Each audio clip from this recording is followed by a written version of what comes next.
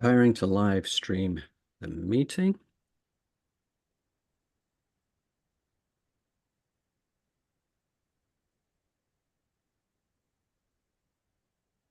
There we are.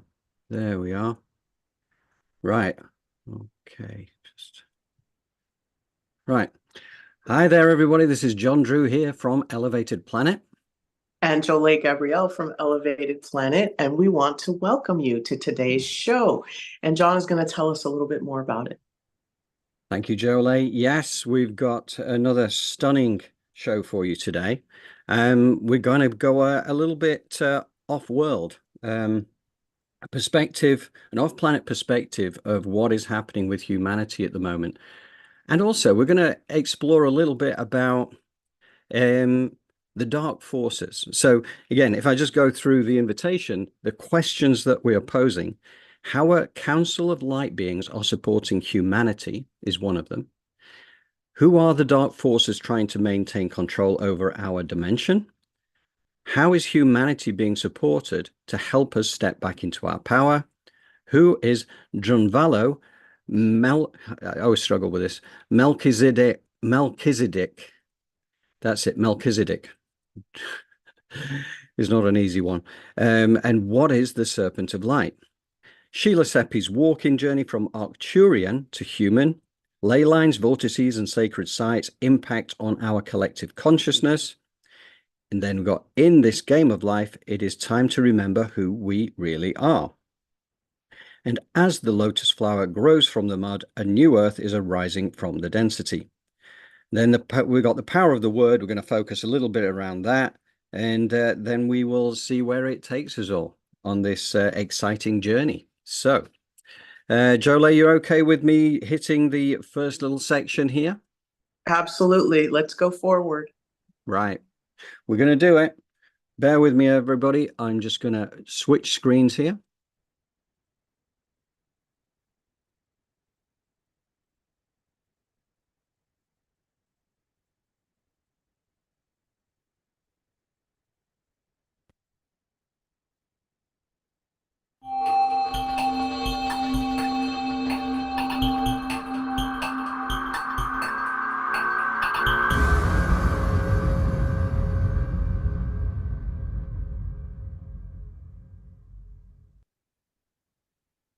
Over the years, I went through a trial and error process to find out who the right people were that I could trust sharing this part of myself with. As more synchronicities led me to more secure allies, I started getting certain clues in my dreams and during visionary experiences. There was one particular message that I kept hearing over and over. The name was Drunvalo Melchizedek. I actually knew his daughter, Asia.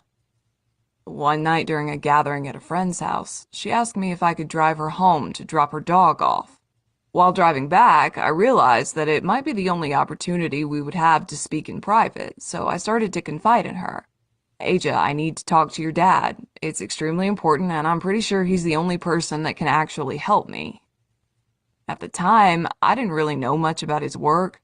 I had stumbled upon his work in passing many years before my experience and saw some videos about him working with the tribes down in South America, but I didn't really explore or know the extent of his work. I had no clue that he wrote the ancient secret of the flower of life.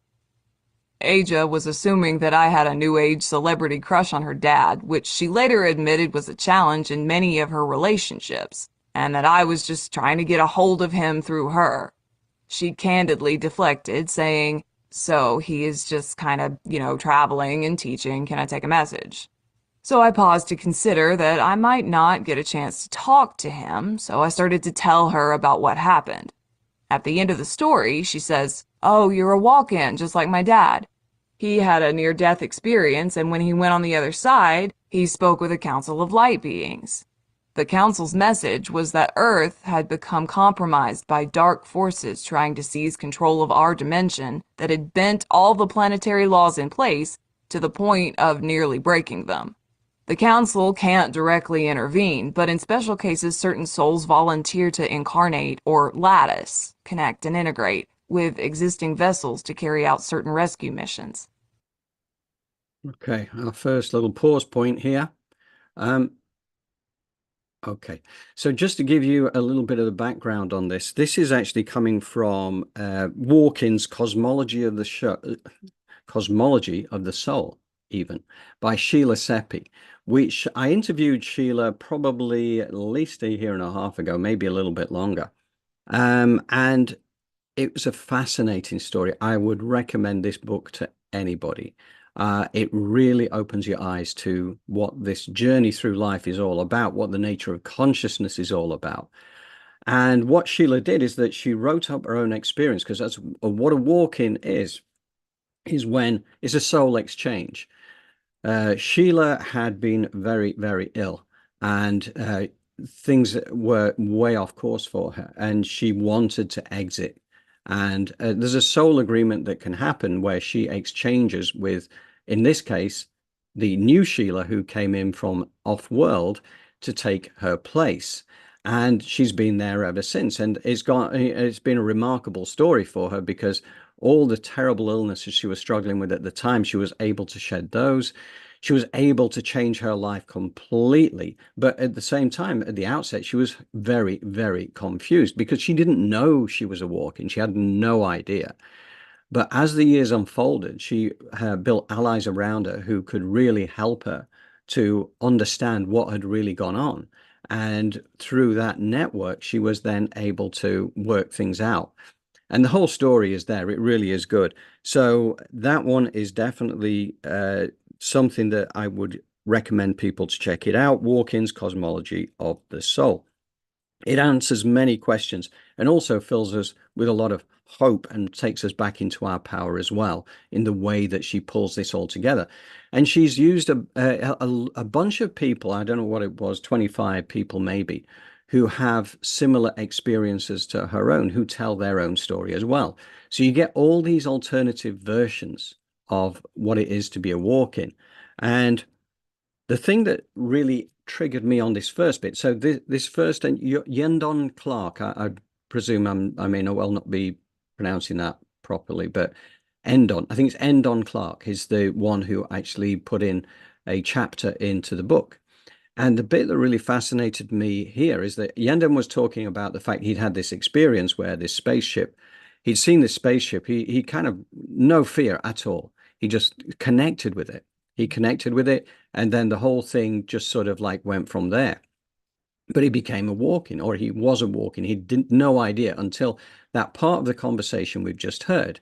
But what was really interesting to me is this idea of a council of light beings. So this comes back to Drunvalo and the council of light beings, that when he had his walk-in experience, he said the earth had been compromised by dark forces trying to seize control of our dimension, that had bent all the planetary laws to the point of nearly breaking them. The Council of Light couldn't intervene directly, but they could indirectly through this soul exchange, the walk-ins, that can help us to elevate consciousness. So this is, as you will hear in this next little section, this is not new, but it is quite fantastical, because clearly we, again, like with many things, we don't get taught this kind of stuff in school, right? And we don't get taught this stuff in life. It's the sort of stuff we uncover as we work our way through things. But anyway, that's kind of the thing I wanted to draw to your attention here. And also, it's how this all adds together, because we've also featured within the show on a few occasions the Z's. And the Z's, which is a galactic collective of 88 beings, who they channel through Lee Harris of LeeHarrisEnergy.com, in case you want to check it out. But they've told us before that mankind has been enslaved for thousands of years. Kind of fits in with what we're talking about here. R.J. Spinner, we had him on the show just a few weeks ago. He was telling us that higher dimensional beings masquerading as humans are out here, and they're the ones pulling the strings. They're the ones behind the scenes that are really creating the density. Again, it really adds into this.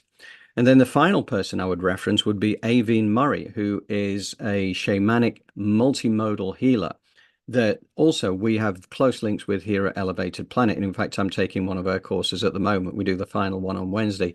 So thank you, Aveen. The course is really brilliant.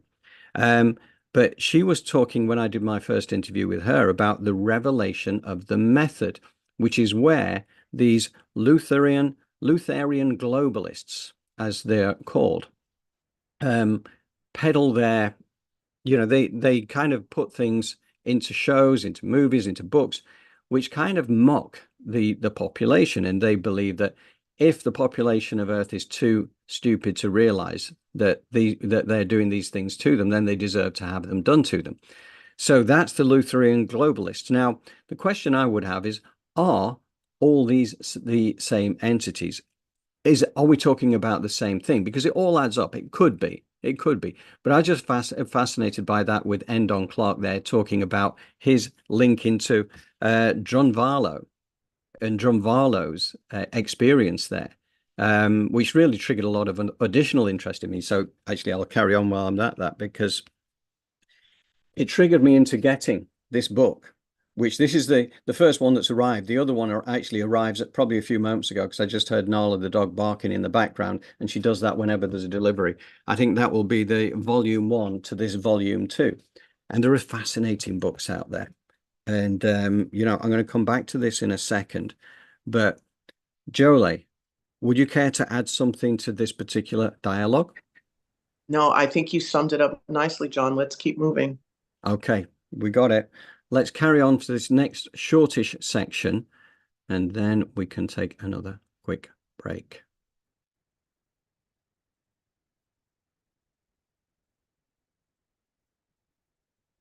After she told me about her dad's story, I just sat there floored, realizing that I could be one of these souls. For the next couple of months, I dove headfirst down the rabbit hole researching walk-ins. I looked into the International Walk-In Society, the different types of reported walk-ins, and all the historical threads throughout many different religions and records about walk-ins. I was astonished to realize that this was not a new thing. It has been happening on our planet for thousands and thousands of years. Right. Okay. Yeah, the reason I wanted to pause at that point is that even though this will be a new introduction to the concept of walk-ins for many people, as it was for me a couple of years ago when I first picked up Sheila's book, this is something that is documented across, vast amounts of ancient texts. This is not a new thing. And when you do understand the cosmology of the soul, the way that things operate, then you start to get the joke about the fact is, we are individuated expressions of a single consciousness, but here in this particular meat suit of life, right? We are not the physical body. To think that we are the physical body is like driving your car and believing you are the car. We are an expression of conscious divine consciousness that is here in this suit, if you like, for a lifetime. And it's brilliant. I mean, the fact that we're here is a miracle in itself. And we're here at a time of this huge transition. So it's fantastic. Now, one of the points that I put for the invitation was about Drunvalo and asking the question about what is the Serpent of Light. Now, I'm going to cover that in future weeks in a little bit more detail because I have the book. I am yet to read it. So I have got an awful lot of reading to do because I've got another 2 books beyond that. But I just feel that what Drunvalo is all about is something really a bit special. And there's a number of little synchronicities that have kicked in during this as well. The Melchizedek name is something that kind of rang a bell with me. And then when I was talking to Jolé about this in the week, she said, well, yeah. She said there's that ancient order, and she gave me a little bit of a background story. And I thought, hang on a second, that sounds familiar. And sure enough, when I checked back, I realized that Soaring Eagle, who was the fella whose house I stayed in at my time in Sedona earlier this month, he was the man who created this beautiful hat for me because he had one just like it. Quartz rimmed hat. So a beautiful energy that you get from this. So thank you, Soaring Eagle. Thank you for this. And yeah, he even gave me my name of Brit Eagle. So here I am, Brit Eagle.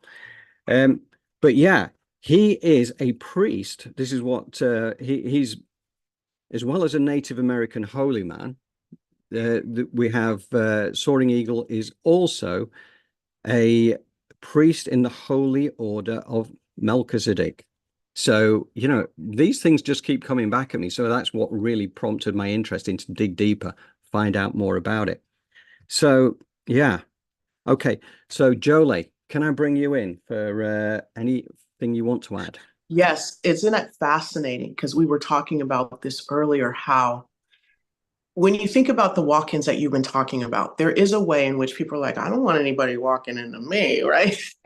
But what you can do is you have a higher self, and your higher self is like a sentinel. So any energies or entities that want to speak with you, you be like, my higher self, give it to my higher self, and my higher self will then give me the messages. But you stay out of my aura layer. You have the right to do that. And that is a way in which you can say, I'm open and I'd like for you to communicate with me, but the higher self is how you will do that. Stay out of my energy field. Because sometimes with people like Sheila Seppi, it's a gift. But there are also malevolent energies out there that say, hey, it's like a moth to a flame because you're a bright light. So really learn about how to, you know, control your energy. But then that brings us to, or influence it, not control it. That times you got to kind of take your hands off the wheel. Because, John, we talked about this. There's predestination. And then you hear all this, you can be who you want to be. You can do what you want to do. You can work hard. And you're like, well, is it predestination or is it I can do what I want to do? But I worked out that predestination is a perversion of your ability to let go, because what happens is we're frequencies, we're energies, we're vibrations. So if you believe in God and Mother Earth and all of these things, you will allow for your intuition to lead and to guide you to your matching alignment, frequency, and vibration. And that's why we see all our peers, they do geographic things, they move from one mate to the other, one job to the other, because what they're trying to do is find where they belong, their frequency, their vibration. But oftentimes we're trying to force it. So I just say that when you listen to these walk-ins or you hear about this energy, all we're saying is allow for your intuition to guide you. You don't necessarily have to open up for something to walk in you and then do what it does. But there's levels to this. And one level is you allowing for your intuition to tap in to the energy that is within Mother Earth to guide you. And that's just what I'd like to lay on the table. Brilliant. Yeah, no, I love that. I think that's a really relevant point there, actually, Jolé, because people get worried about possession, right? Possession, right? So you get the darker entities who can come in, and it can happen. I mean, this fantastical though all these things seem, these things do happen, and I know, Jolé, absolutely, you're spot on. And I know, again, with Avine, that's one of the things she does. And I know other people within our elevated planet environment also help with the clearing of these entities as well. But yes, with walk-ins, what they're a pre-soul agreement. So there is never a takeover that isn't pre-agreed. And sometimes it's even having read the book, it's even pre-agreed pre-birth that at some point this exchange will happen, because the souls are linked together. You know, there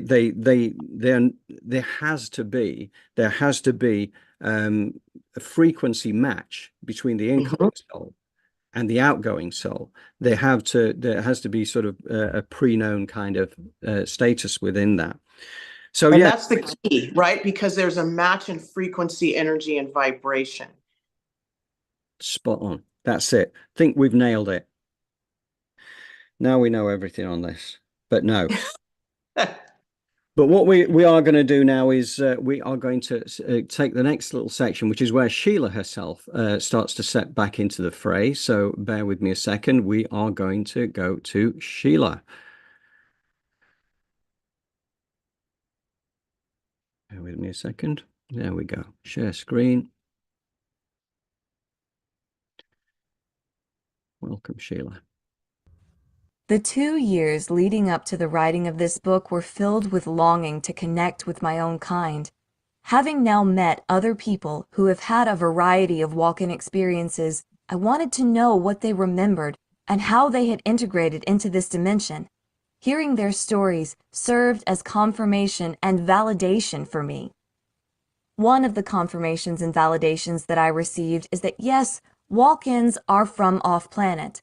When this truth first began to make itself known to me, I had difficulty accepting it, because that meant that I too came from off-planet, a thought that should have resonated easily but didn't. I had dreams, visions, and meditations where I was aboard spacecraft speaking with other beings. In one meditation, I was told that I was Arcturian, a word I had never heard of, and had to research its meaning. In another meditation, I received spiritual gifts from mantis beings. I felt only love in its presence. I didn't know why, initially, this was such a struggle for me to accept. After all, my parents have always believed in and talked about UFOs and the off-planet beings that piloted them, but there was no evidence or proof. One would think that it should have been easy to accept myself as Arcturian, having grown up with these stories throughout my family.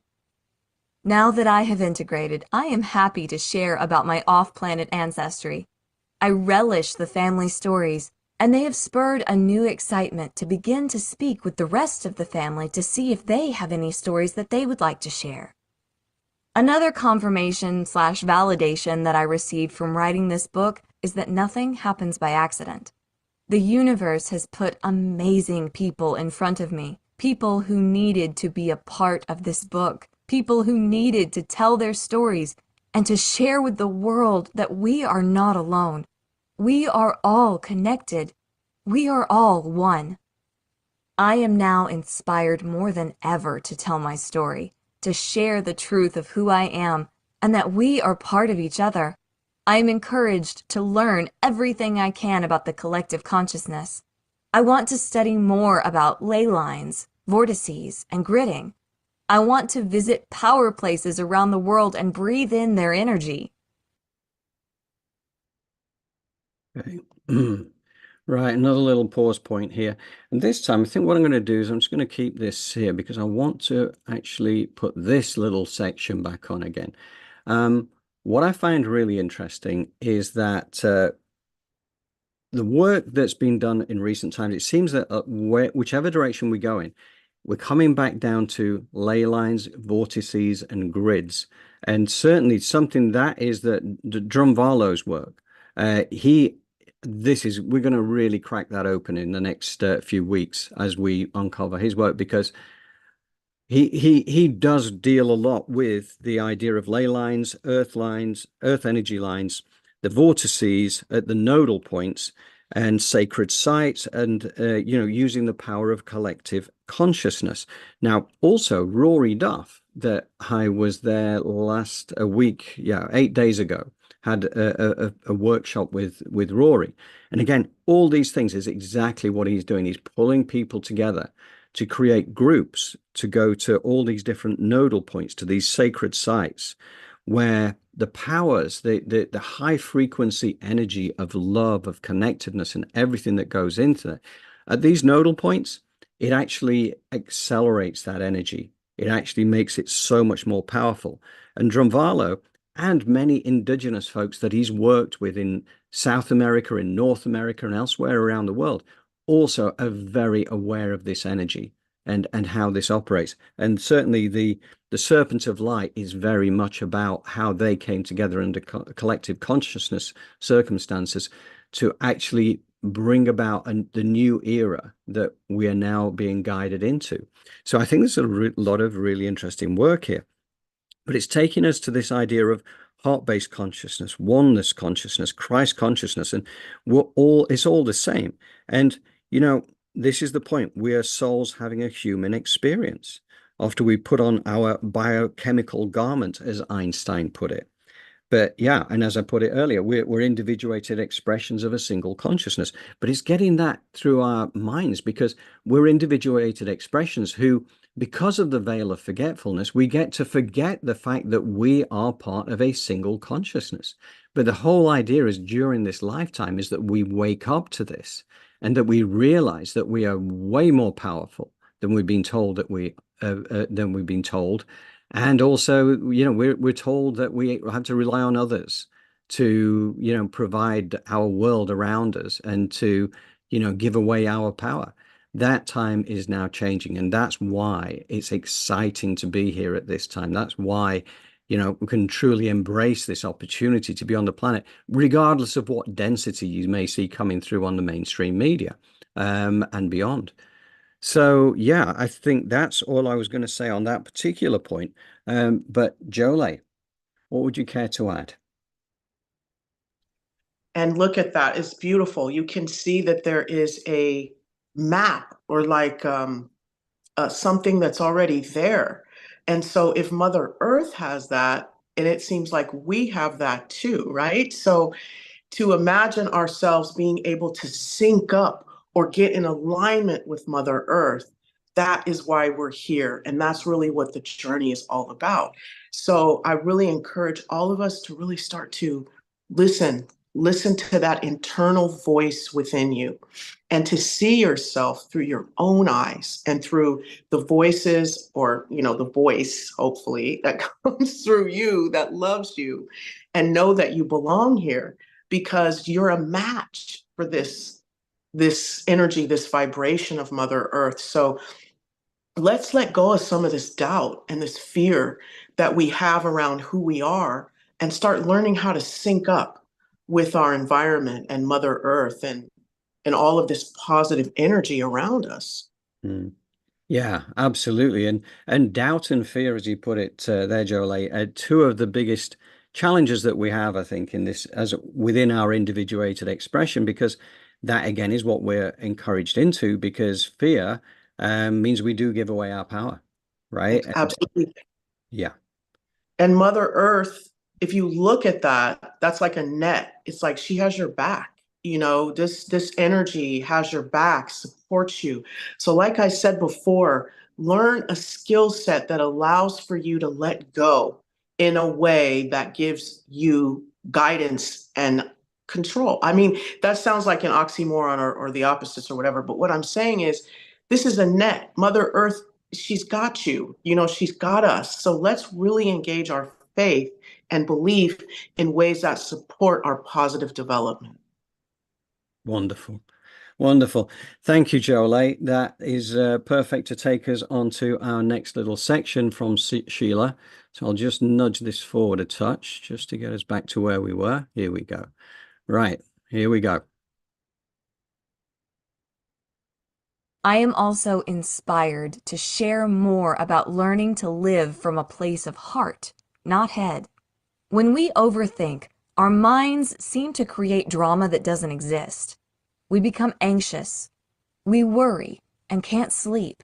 Our endocrine systems begin to respond by adding pounds to our frames, and overall we feel yucky. But when we drop into our heart space, we operate with a clear mind and a balanced persona. When we are able to step into our true natures, we begin to extend love to all those around. Most importantly, we remember that we are souls having a human experience, not a human with a soul. There is a big difference. We are souls that are here to experience, to operate from a place of heart, to laugh, dance, and act silly, to drink a little wine, feel the sun on our face, and gaze up in the night sky in wonderment. To remember who we are and live from our heart space is a sacred gift. If we can learn to operate from this place of heart, then the world will change, because we will become love. We will not worry about who said what about whom. We will not care what others think of us, because we know this is all temporary. We will know that we are souls and live from that place. The sad truth is that people still believe they are only humans. They get caught up in the must have, must do, must achieve mentality. Possessions mean nothing, really. We also are not our jobs, our titles, our homes, our relationships, our cars, our money, or the lack thereof. These things will pass. If we can remember that we are divine sparks of source and our only purpose is to remember who we are and experience for source's evolution, then that is when we will find true happiness. We are just along for the ride, so why worry? What does it really matter? Marvelous. Okay. So again, that just talk briefly on that. That again brings us back to that section which is about heart-based consciousness, which is also called Christ consciousness. And I love the fact that we're, as she says, we are souls having a human experience. And it was Einstein who regarded these bodies that we inhabit as biochemical garments that we put on for this lifetime. And that's the way I look at it as well. Our physical body is just our vehicle for this life. Now, I love the fact that we have this physical reality. But again, as Einstein said, all that physicality is it's when the vibration slows down to such a point where it becomes solid. And it's easy to kind of get your head around that as well, because we've only got to think of water, right? Now, water, H2O, can be a gas. We know that, at a certain temperature, it will just become a gas. It can become water naturally, which means that it then is it is a liquid form, or it can become solid at a certain temperature. So there you have three expressions of that particular kind of vibration. The slower it goes, the more solid it becomes. So we're kind of a different version of that. We're sort of like just energy slowed down to that level where we become physical.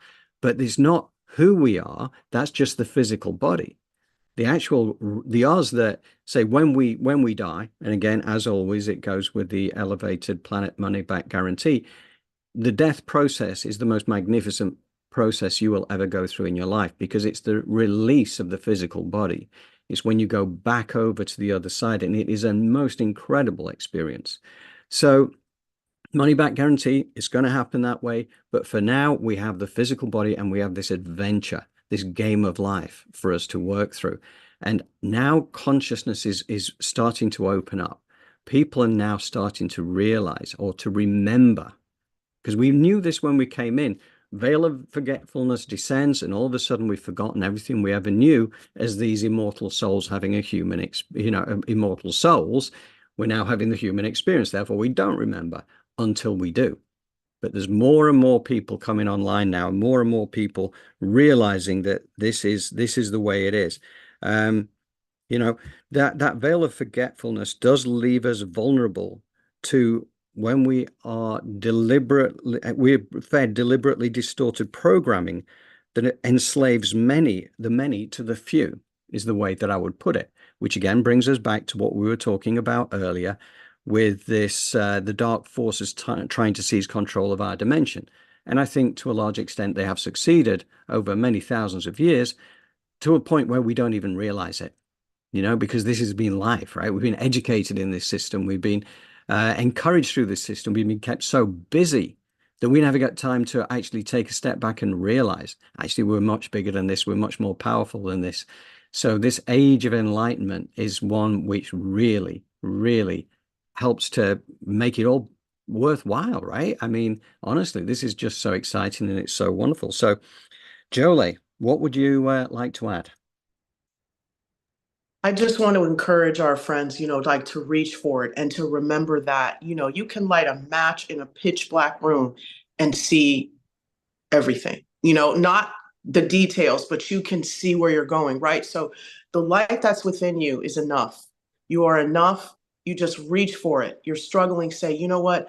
I want this. And, of course, Mother Earth, we are, even though we're in this biochemical sheath, as Einstein put it, I don't have it quite right, but at the same time, what powers it is so powerful. So if you can just continue to shine your light in the darkness and reach for what you want, believe and not give up hope, your heart will then engage the mind, and the mind, or the brain, and the brain can put you, power up. You have to look at it like that. So now your frequency and vibration is starting to hum. And so Mother Earth's going to lead and guide you, the creator. So it's like, if we can just get into the science of it and understand that there's a science behind our positive thoughts, there's a science behind us reaching our goals.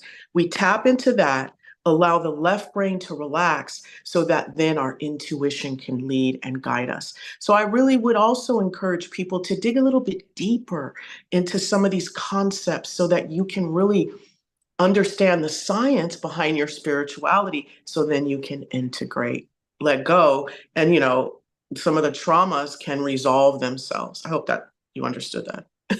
Yeah, no, great. That was great. And I do love the fact that Sheila said that with more focus, we will become love, right? That higher vibrational outcome. And that's where we're heading. We're heading to a world of unspeakable beauty, and it's gonna all be ours. But let us go into the next section. Let's the power of the word is where this ultimately finishes up, and it is quite beautiful. So bear with me a second again.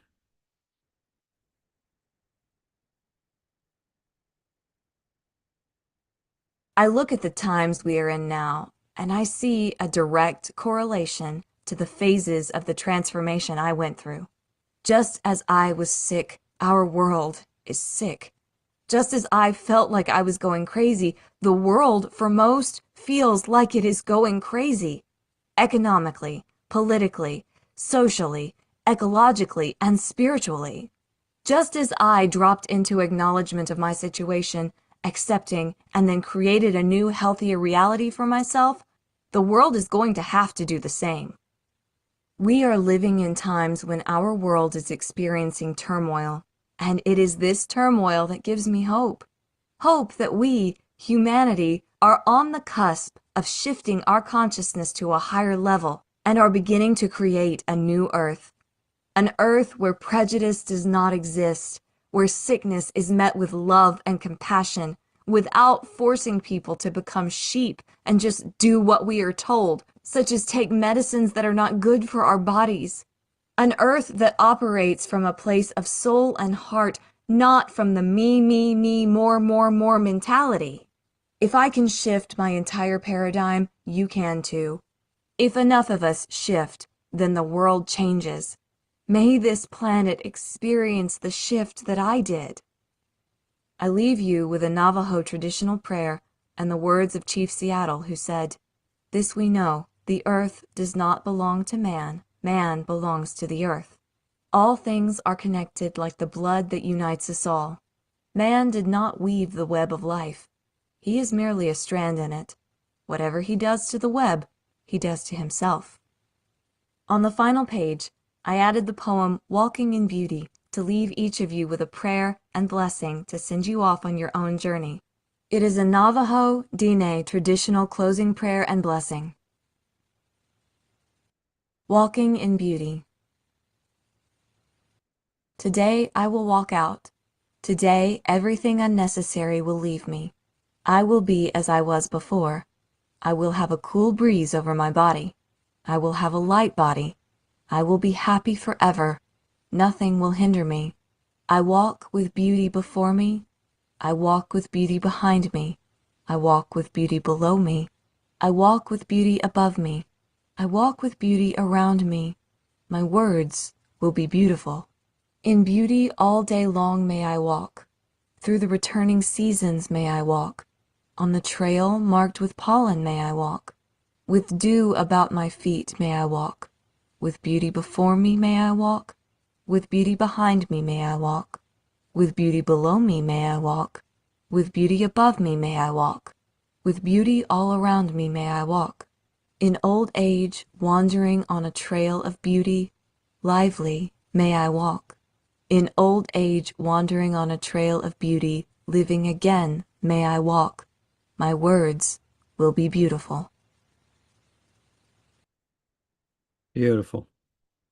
Okay, we've got one little section left after this, but I want to just come back briefly just to, say this is where we are focusing on the power of the word now, because something that Sheila puts across so beautifully there from the Navajo, whether it's from the Chief Seattle or the Walking in Beauty poetry, which again, it comes back to, I look at the wisdom of the ancients. It's the indigenous people who have retained wisdom that so many of us in the Western world have lost. And I really truly believe it is to that wisdom to which we will return once we can get away from some of the distractions that are forced upon us, and have become part of life. So yeah, but power of the word is important, and I know it's something that Jolé wanted to focus upon as well, and I presume there's going to be some of that within the meditation as well. So Jolé, what do you think? Absolutely. Especially as a theta healer, I know that language is huge. And sometimes, we all had this experience where someone has explained a concept that we don't understand in a way, and they've used certain language, and it's like, ding, we light up, right? So it's the same thing in our lives. Look for language that is going to fill you up, that is going to light you up, instead of moving towards language, because we see it all around us. Like, we have a bunch of, like you say, John, Luciferian globalists who understand these concepts of energy, vibration, frequency, language, and they're using it on us 24/7. You're watching the news, and behind the newscaster, can we call them journalists? Maybe, is something that's going around in a circle, or something that's moving back and forth across your screen at the same time that this person is talking to you. Something's going like this or going like this, and so, you know what I mean? They know what they're doing, but you can imagine from birth, you have been given this. You're sent to a school that's giving you a certain language. All of this stuff is called spells, right? Because you put language together a certain way, you're spelling. It's there for you. So why don't you start using their little games for your own benefit? Learning how to speak to yourself and others to open the door and do magic for wellness, abundance, to help be of service. These are the things you have the power to do. So John and I are just here to help you wake up to understanding that it's there for you. Unspeakable beauty is an eyelash away. So let's do this. Excellent. Yeah, thank you, Jolé. And so what we're going to do is we're going to do the last little section, which is also on the power of the word, but from a slightly different angle, from the angle of human futurology, by Chris Stiles, who is a genius at doing what he does in terms of breaking everything down into mathematical sequences, whether it's individual life paths, or even the language itself. So I'll apologize in advance because the audio on this came from TikTok. It's not as powerful as the audio we've been listening to. So just be mindful, there'll be a little bit of background noise, but you'll still be able to make this out. Bear with me a second.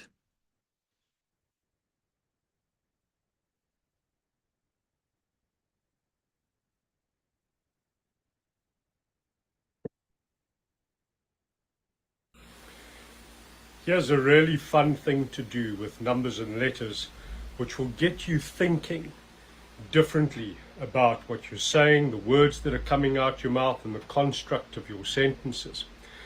So if you just take the alphabet and you write the letters of the alphabet down from A to Z, and then you populate underneath each letter with a number from 1 through to 26, then you start to begin to put words together. And if you're interested in self-development, and if you're interested in metaphysics, and if you are interested in manifestation, and if you're interested in the deeper consciousness behind things, start to write down a word and then populate the letters of each word with the numbers and add up the numbers and see what they come to, and then start doing research around those numbers. Now let me give you an example. You'll notice that in the world of manifestation, for example, especially the law of attraction, they're always talking about I am. So let's just take that one notch higher, and let's move beyond I am to I love. Let me build a sentence for you. I love what I am doing.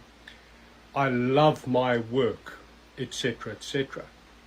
So the two words that are defining the sentence, the opening salvo, if you will, of what it is that you're saying, are I love. So you write down I, the 9th letter of the alphabet. You write down L, 12, O, 15, V, 22, E, 5. You add it up, what do you get? 63. Now, how interesting is that? So then you start doing your research around the number 63. And the number 63 is the number of spiritual or higher purpose. So when you say, I love, or that is how you feel about what you are doing, it means that what you are doing in that moment in time, or what you are saying about what you are doing, is perfectly aligned at the very highest level to your higher purpose, your higher calling. This is why whatever you love is revealing a huge amount about who and what you are in terms of your authentic self. So just think about the fact that what you are saying in the way of words, what is echoing out, is powerful. It is creating. This should really make you think about what it is that you are saying in terms of I love. Thank you, Chris. That was wonderful. So Chris, good friend of Elevated Planet. He's helped us a lot. And he is very wise. So with Chris, he also shared with me after that that I hate. He did the numerology or the futurology on the mathematical blueprinting on the phrase I hate, and that means basically that you are still seeking. So the I love is effectively arriving. The I hate means that you're not there yet. But Jolé, can I bring you in to talk a little bit about this and maybe lead us into the meditation? Yes, so that's beautiful, especially with what we know about energy, frequency, and vibration, right? I keep talking about that because it's so important. And we don't think about that. We just think about the density that we are inhabiting instead of realizing that there's a whole other part of us that exists that makes magic in a positive way, that can create synergy in a way that moves us forward. And so today I want to, thanks to John, he revealed to me another aspect of our energy field from taking classes with Nigel. Is that his name? No, it's Rory Duff. Sorry, Rory Duff. And he's got what's called, or he brought to John's attention, what's called a toroidal field, correct? Correct, yeah. So can you go into a little bit about that? Because I'd like to do a meditation that is going to open up our toroidal field and align us with Mother Earth's ley lines. So give us a little bit more about it. Right. So let me just share this particular picture here. This is the toroidal field of two people, and basically what it relates to is the electromagnetic frequency that emanates from the heart, which is by far the most powerful part of our body. I forget now. It's a multiple of, I believe, well, significantly higher than the brain, because we always assume that the brain is the point where we find all our wisdom. The reality is that no, the wisdom really, our motherboard is the heart, and that is from where we get this electromagnetic field, because we're effectively just giant magnets, because every cell in our body, I think, carries 0.07% charge, and we have 50 trillion of them. So I don't know what that relates to. It's maybe 70 million volts. Be careful not to tell the national grid that, because they'll want to put a plug in you somewhere. But this is kind of what's happening. We have this invisible energetic field around us. And also, when that aligns with the vortices that Rory Duff talks about, for instance, which also carry similar kinds of energy, but much more powerful, because this is Mother Earth's energy. So once you align your vortex with the vortex and the toroidal field of the Earth, then that massively accelerates the energies that are being put into it. So when you're going in there with high frequency energies of love and joy and compassion and kindness, those energies go an awful long way. And when you've got multiple people doing it as a collective consciousness exercise, that becomes super powerful. So I'll stop sharing that. Bear with me. Where are we? Thank you, John. So what I'd like to do, are we ready? I'm stuck. Oh, there it is. No problem. Right. Sorry, I'm going to let you work your magic now, Jolé. Off you go. Thank you. So as always, while we're getting ready, put your feet flat on the floor, your palms face up on your thighs. Please close your eyes, bring your awareness to your chest, and begin to breathe with the rhythm of your body.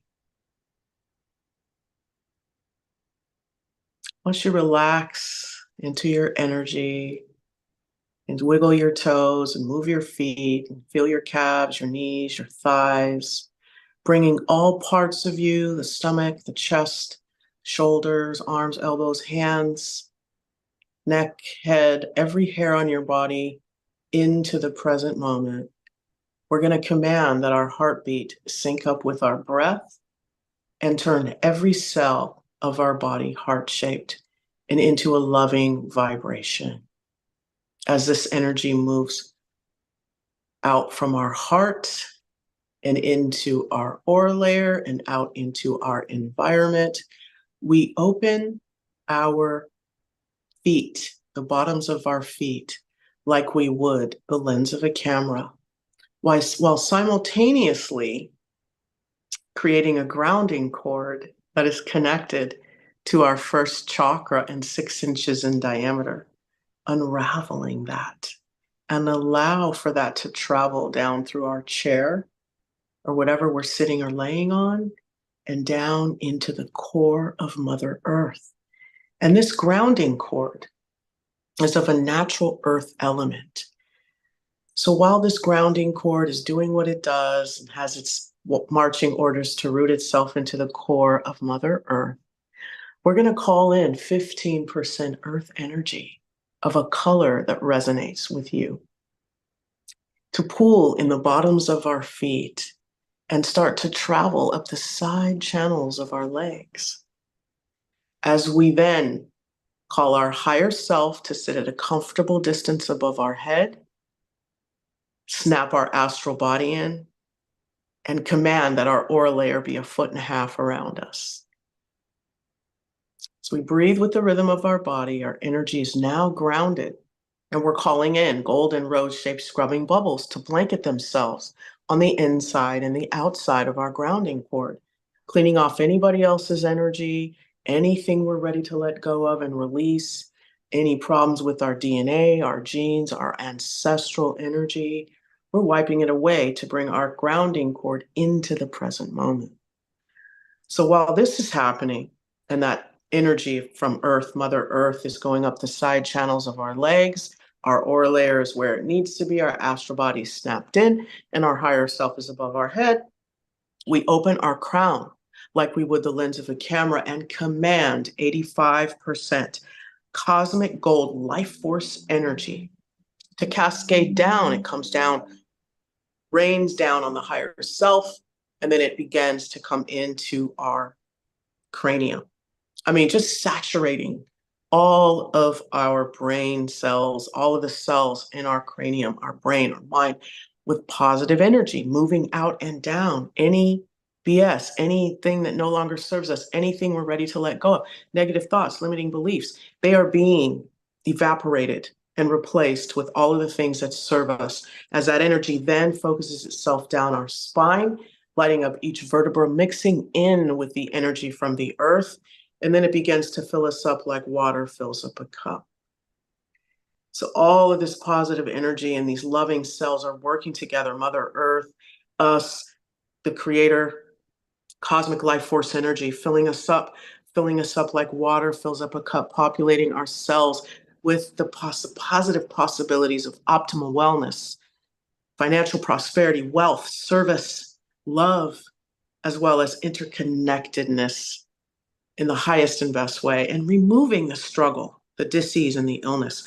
Letting Mother Earth has that as she knows how to process and recycle it. Let it go. Bring in positive energy, strong faith and belief in self and in Mother Earth and God's ability to lead you in the right direction. And now as this energy, this 15% Earth energy, this 85% cosmic gold meets, we flip on the switch of our toroidal field. And now this liquid begins to light up our own personal ley lines, turning us on our electromagnetic field and locking it in with our aura layer, our higher self, our astral body, our grounding cord, as well as our meat bag. All of this now is turned on.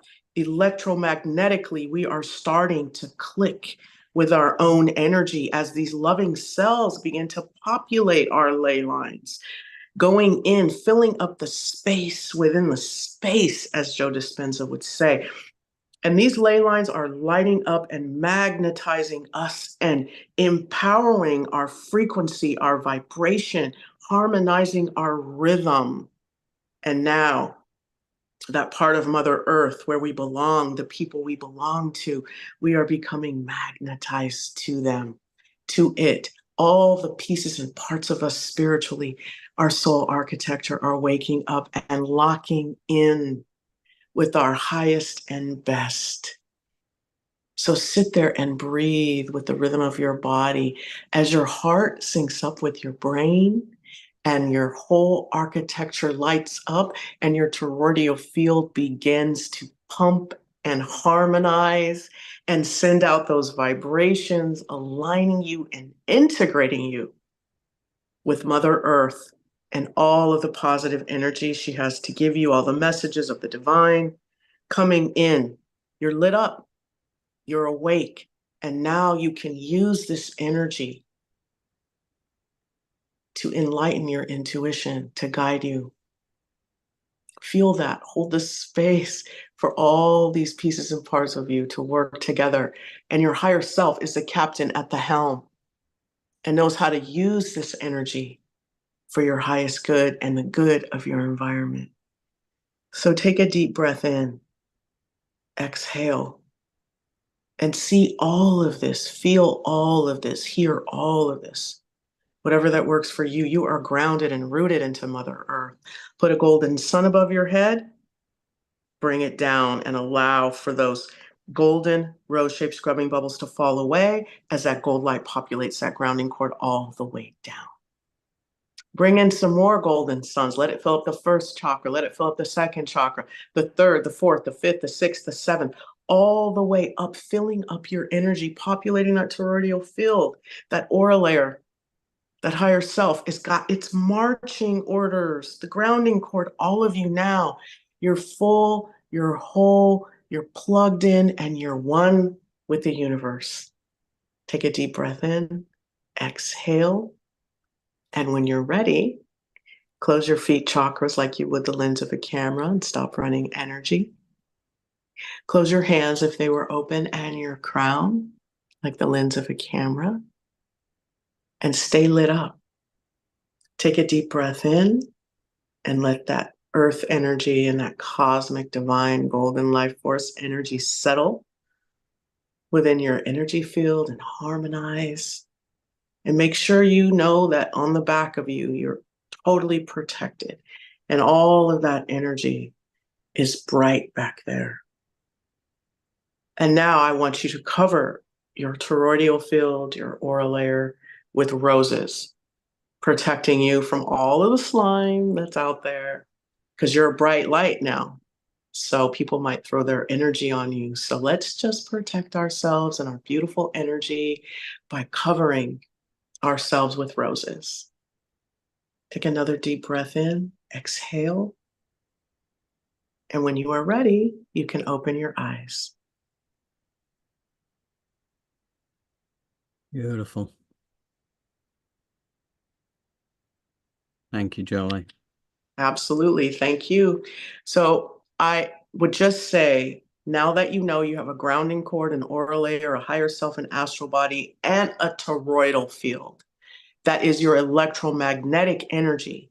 Now it's up to you to guide that. Like, you are in control of how you harmonize with your environment by now tapping into your electromagnetic energy. So take advantage of that. You have the key. Wonderful. Wonderful. And I think that we're going to dig deeper and deeper into this over the next few weeks, couple of months, as well as covering off things like, the 12 universal laws. It's going to be exciting, but this is the journey that we're on, really. It's really starting to dig deeper into this. And, it just seems that as we take one step forward, the path opens up in front of us. So I get the impression we're doing it right, but we will see how this all unfolds. Just to say that the newsletter goes out tomorrow. I've also attached a piece of Stephen Greer's work as well, which is free to view on Rumble. It's the Close Encounters of the Fifth Kind. So when we're looking at this stuff like walk-ins, which kind of is like the off-planet perspective, it's good to be able to understand what has been known on our planet already, yet has been hidden from us. Because this is all part of the era that we're in. This is the era where truths come to the surface. So let's embrace them. Let's not be fearful of them. Let's see them as the opportunity to step towards our world of unspeakable beauty. So, these are exciting times. We knew what we signed up for when we came here to humanity this time around. And it's a great honor to be here. And, pulling together that collective power, a world of unspeakable beauty awaits. So I got one last thing to share, and then I'm handing over to you, Jolé, just to say a final piece here. But I just wanted to do this quote here from Albert Einstein, who said, "Everything is energy, and that is all there is to it. Match the frequency of the reality you want, and you cannot help but get that reality. It can be no other way. This is not philosophy. This is physics." Thank you, Albert. Yes. Jolé. That was beautiful, and I think we should end it right there. I'm so humble and grateful, as I know you are, John, to be doing this work. And although we are practitioners of spirituality and we want to awaken people and help them remember, there are people out there who are doctors, who are lawyers, who are working in financial industries, who are doing this great work of liberating us. So we ask that you reach out and support them as well. Fantastic. Yeah, fantastic. Thank you, Jolé. And thank you very much, as always, to our community. Newsletter goes out tomorrow. And as ever, just if you ever have any questions, just send me an email to johndrew@elevatedplanet.life, and I guarantee we will come back to you. And we look forward to communicating with you. So till next week, we will say farewell for now. Thank you again, Jolé. Thank you. And thank you. Bye-bye. Thank you to everybody. Bye.